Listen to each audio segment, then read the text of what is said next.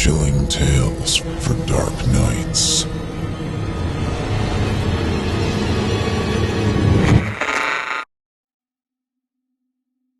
I've never been a religious person, and I'm still not. But what I experienced definitely made me believe in something. I recently had a near-death experience. I was in a car accident 8 months ago, T-boned by a drunk driver. My car was hit on the passenger side, sending my car rolling 7 times before stopping on the sidewalk outside some big business building. Miraculously, I didn't break any bones in the crash, continuing my streak of having never broken a bone despite a life spent doing admittedly dangerous activities. I played football from 6th grade to 12th, and during 7th grade I began practicing jiu-jitsu and kung fu, which I'd continued into adulthood. I'm also an experienced rock climber, and I've always been partial to motorcycles. I don't say all this to sound cool or give off the impression that I'm some kind of badass, but to illustrate how lucky I've been to have spent my life doing those sorts of things and never broken a bone. I laid on the operating table with swelling in my brain and internal bleeding, and at one point, I flatlined. What I experienced when that happened is why I'm writing this, as a warning to everyone. I didn't know if there was anything after death, let alone a heaven or hell, so when I opened my eyes and found myself in a cave, I was very confused. Everything had a kind of eggshell white tone to it, from the ground to the rocky walls and the stalactite-filled ceiling. And it was freezing. I could see my shaky breath making clouds as I tried to get a grip on what was happening. But before I was able to, the most terrifying things I had ever seen turned a corner and approached me. Skeletons. Actual, moving, living skeletons, inexplicably held together in their humanoid form, stormed in and grabbed me by my arms. I kicked and screamed as they dragged me down the hall until we entered an absolutely huge space. A sort of throne room, from what I could see. Everything was made of bones. There was a giant throne made entirely of hard, white bones. Chandeliers of Oshin rock, handrails and footpaths, doors and tables and chairs. All made entirely of bones. Collagen and calcium stalactites hung from the ceiling like spears, stalagmites jutting out of the floor like spikes. But the strangest things were the ornate monuments. The room was as magnificent as any I'd ever seen in its own way, with multiple waterfalls and fountains and a cascading wall. In every case, however, it wasn't water coming out of them. It looked like milk. There were banners hanging all over the place, all of them with the visage of a common cow. I looked to my right and saw a room that looked like a chapel, with bone people bowing before an altar upon which was a bone carving of a cow. Statues of heifers lined the walkway leading up to the throne, and it seemed to me that the bovine was worshipped as a sort of deity by the inhabitants of the place. I was taken to a chair in front of the massive throne of bones and sat there for what felt like an eternity. The music started. Drums started banging, and all at once the bone people present in the room, at least 50 if I had to guess, most of them with cups of that same white liquid in hand, started humming. A group lined up on either side of the throne, despite having no visible lips or lungs, managed to blow into trumpets. The fanfare sounded, and I knew something important was about to happen. From a long tunnel to my left, I heard marching steps growing louder and louder. Several tense moments later, a number of what appeared to be guards emerged from around a corner, holding bone staffs with bone swords slung across their backs and bone helmets placed redundantly upon their heads. They were escorting someone, something, and led them to the throne.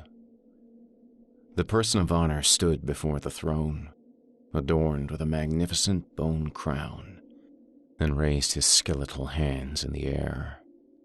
"Silence!" His voice boomed. Quizzically, I looked around the room, awestruck by his ability to speak without vocal cords. No one had really been making any noise to begin with. At his word, everyone dropped to their knees in reverent fealty. "Welcome," the skeletal monarch said to me, "to my kingdom."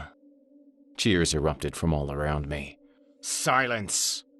The Bone King screamed once again, and the room fell quiet as his followers dropped to their knees a second time, bowing their heads. "I see you have met some of your fellow soldiers." What is this?" I asked, a little more brusquely than I'd intended.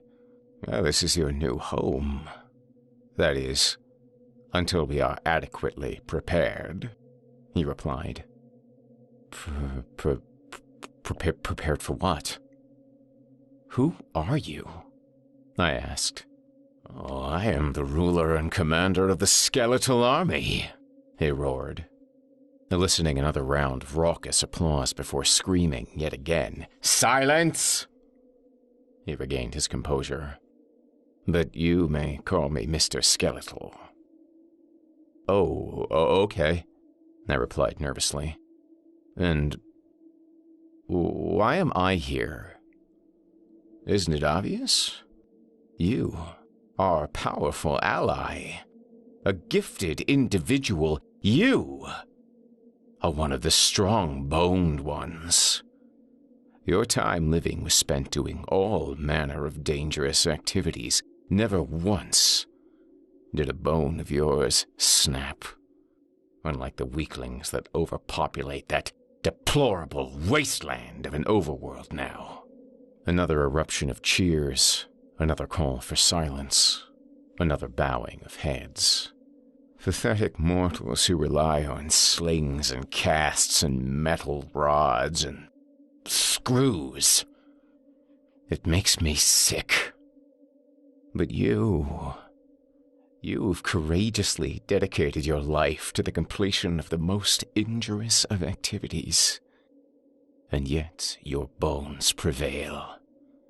You are a monument to calcium itself, my boy. An inspiration to our hallowed ranks. If I didn't know better, I'd swear it was milk itself, rather than blood, which runs in your veins." I had no idea what to say, but I knew then that what I'd seen earlier had indeed been fountains of milk. "You have been chosen, as you are one of the strongest of your kind. Make no mistake, you will be no common foot soldier, you, my most incomparable subject. You are destined for far greater things." "Chosen? For what?" I asked, still unbelievably confused. "Why, the uprising, of course," Mr. Skeletal said. "Where you come from, the land of the living, overrun by fragile, weak-boned meat sacks, that realm is rightfully mine. There exists a hierarchy, and I trust I needn't explain why those of us who have never broken a bone are superior to those brittle weaklings. We are strong." He thumped defiantly upon his rigid sternum. As if on cue, the bony masses cried out in approval again. Once more they were hushed by their king, and in blind devotion, they threw themselves to the ground. "Those in this chamber, there were once like you, but they too passed and were sent here," he explained. "They lived lives in the overworld and transitioned to the other side, having never broken a bone. And I commend them for that, of course. Yet, most of them lived soft, cushy lives. never engaging in those activities that would test the true strength of their bones.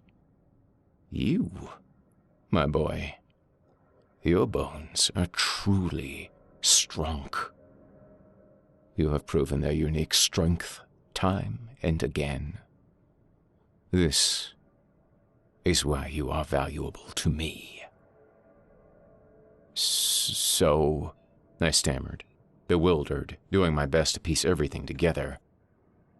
I'm supposed to become a skeleton soldier and help you conquer the world?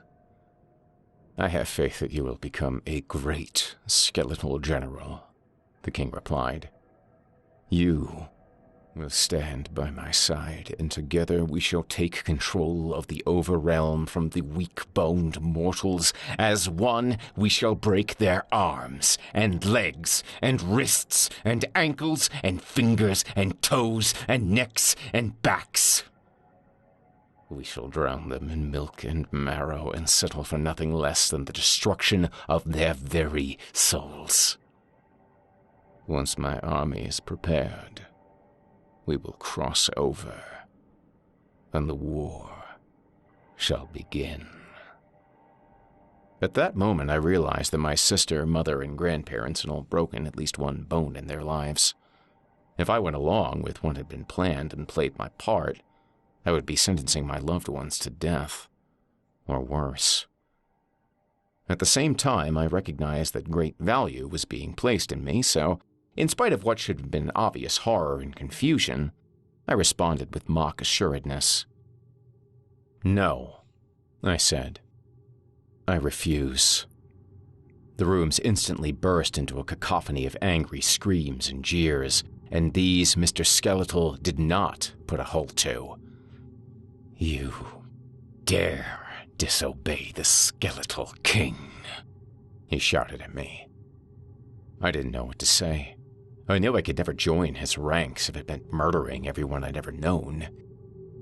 You are a disgrace, he growled, frothing with rage. You have in you a great strength, and you choose to side with the feeble? The infirm? He took a few steps down from the platform his bone throne sat on. I will give you one more chance, he said, and I implore you to reconsider, lest you share the fate of the insolent, traitorous worms that came before you. And what fate would that be? I inquired, more afraid at that very moment than I'd ever been. You will be sent back to your pathetic overworld, to reunite with your frail, inferior friends, your unremarkable bloodline. Upon your return, you will find yourself stripped of the power you now hold in your bones. You will live the rest of your full life cursed, doomed to wait out a pitiful existence in a pathetic mortal body, forever in need of more calcium. The room had gone eerily silent and not at Mr. Skeletal's command. The tension in the air was palpable, with all the bone people and the Skeletal King himself awaiting my response. In or out? Mr. Skeletal said through closed teeth, seething with anger. I considered the consequences, weighing them against what awaited me if I accepted the offer and chose to stay. I would either return to my life on Earth, albeit with increased odds of breaking a bone or two someday, or else remain a citizen of the Bone Kingdom, conscripted as a high-ranking official in an army that would one day soon launch an attack on everything I'd held dear. Out, I said. Before I even got the word out, the room exploded into a deafening din of torturous shrieks and disapproving slurs. Somewhere in the distance, the unmistakable doot-doot-doot of trumpets sounded, their cheerful tones in haunting contrast to the otherwise ominous atmosphere. A moment later, 2 guards seized me by my arms, holding me in place.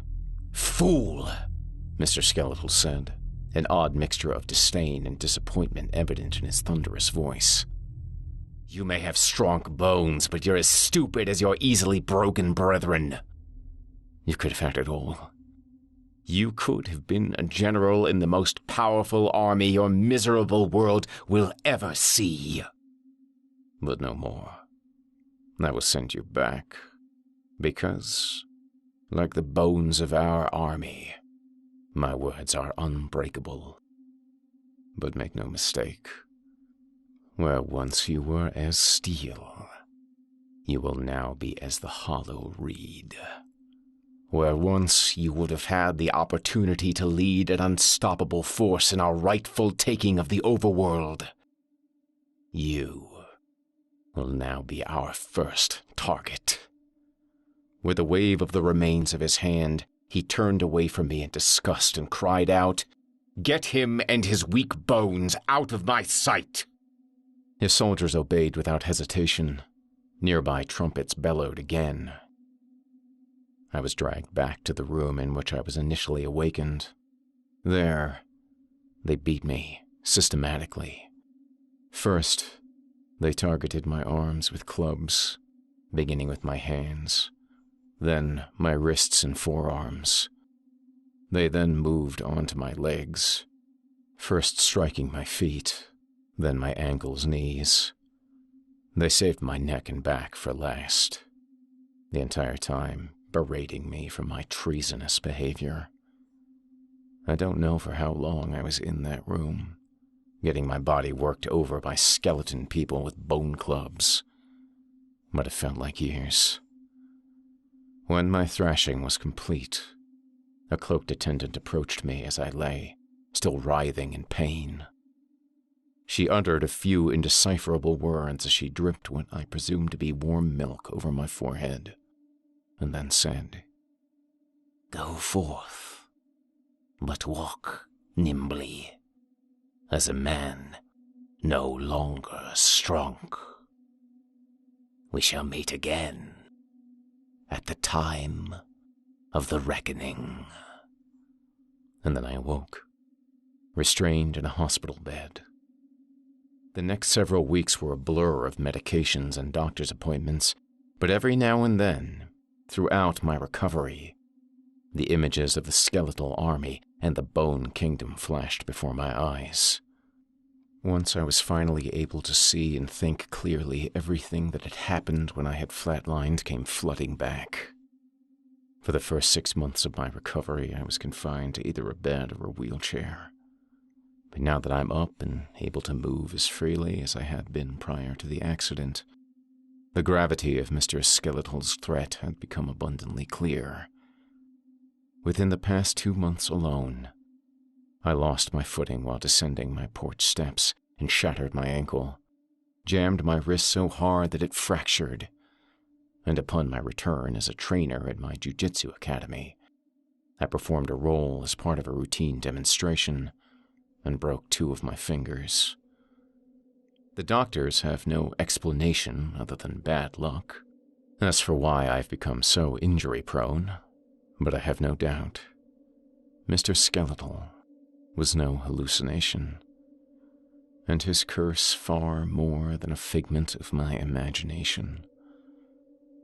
What I experienced was no dream. The skeletal army is real, and they are coming. I don't know when, but they are coming. If you've never broken a bone before, do your best to keep it that way, and you might be safe. If you have, may the bovine gods have mercy on your soul. You are the weak and unworthy, for whom Mr. Skeletal and his bone army hold such disdain. And they'll come for you too, just as soon as they're finished with me.